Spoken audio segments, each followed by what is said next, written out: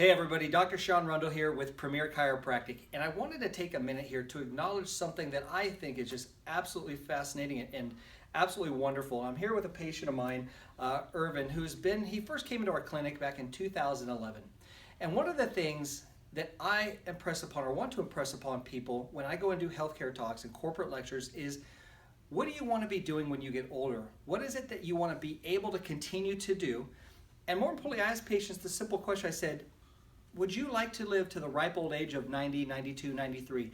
And in the audience, I will get half the hands go up, and I'll get the other half that just kind of sit and they don't really do much or acknowledge that question. And I think the reason is because most of the time people, when they look ahead and they think, well, what does 90 or 92 look like to me? They often see people that maybe their family or their grandparents or someone that they know is dear to them, maybe bedridden, hooked up to machines and oxygen tank, just not living the quality of life that they want to live, and that's what they envision when I ask that question.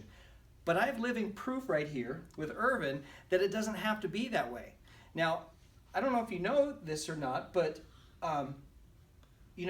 people as we get older, we just kind of assume the fact that we have to slow down, that there's certain things that we can't do anymore. I don't know if you've ever slowed down, Irvin, but I just want to make a point. 90 years old, and he plays tennis 3 times a week. This guy has more energy and does more than probably people half his age. And I just want to ask you, what was it that drove you to continue to be as active as you are? What's the difference? Because I can't imagine you've got too many 90-year-old friends that are as active and still playing tennis like you. So what's your secret, buddy?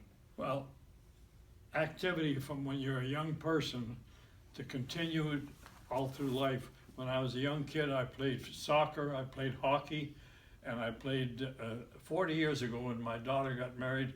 My son-in-law, future son-in-law, was a tennis player and really a good one. And the first thing he said to me, I'm going to teach you how to play tennis. 40 years later, I'm still playing tennis with this guy. And he's a terrific young guy. And by being active and having a mental attitude that it takes an awful lot to get a person down. If you've got a mental attitude that everything is bothering you, then of course you don't. But I've been fortunate. I was married for 65 years to the same girl, and she was a tennis player. And 3 years ago we lost her. But normally, I would say that the most important thing is being active and keep your mind active, and be interested in family and friends, and sure. that does it. You know, I think you hit it on the head. In order to be physically active, you have to be mentally active too. Absolutely. I mean, this thing here can defeat ourselves before we even give ourselves a chance. Yeah. And so let me ask you one last thing in leaving now. It doesn't matter what age we are, right? I don't care if you're 20, you're 40, you're 60, you're 90.